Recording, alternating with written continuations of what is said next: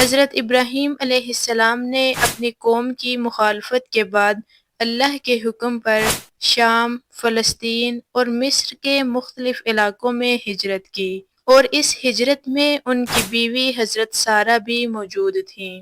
حضرت ابراہیم علیہ السلام کی دوسری بیوی حضرت ہاجرہ، جن سے اللہ نے حضرت ابراہیم کو حضرت اسماعیل کی نعمت سے نوازا تھا۔ اللہ کے حکم پر حضرت ابراہیم علیہ السلام نے حضرت ہاجرہ اور اسماعیل علیہ السلام کو مکہ کی بے آب و گیا وادی میں چھوڑ دیا۔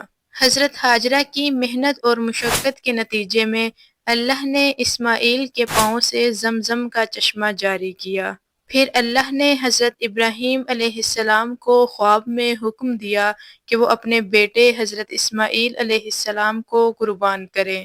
اس نئی آزمائش کا اظہار حضرت ابراہیم علیہ السلام نے اپنے بیٹے حضرت اسماعیل سے کیا، اور حضرت اسماعیل علیہ السلام نے بھی اللہ کی رضا کے لیے اپنی جان قربان کرنے پر آمادگی ظاہر کی۔ حضرت ابراہیم علیہ السلام حضرت اسماعیل علیہ السلام کو مکہ کی وادیوں میں لے گئے، اور جب حضرت ابراہیم علیہ السلام نے چھری چلائی تو اللہ نے حضرت اسماعیل کی جگہ ایک مینڈا بھیج دیا، اور حضرت ابراہیم کی یہ قربانی اللہ نے قبول کر لی۔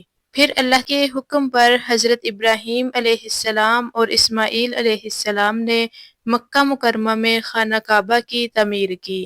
تعمیر کے دوران دونوں نے بہت سی دعائیں مانگی۔ حضرت ابراہیم علیہ السلام نے تقریباً 175 سال کی عمر پائی، اور ان کی پوری زندگی اللہ کی رضا کے لیے گزری، اور حضرت ابراہیم علیہ السلام کو خلیل اللہ یعنی اللہ کا دوست کہا جاتا ہے۔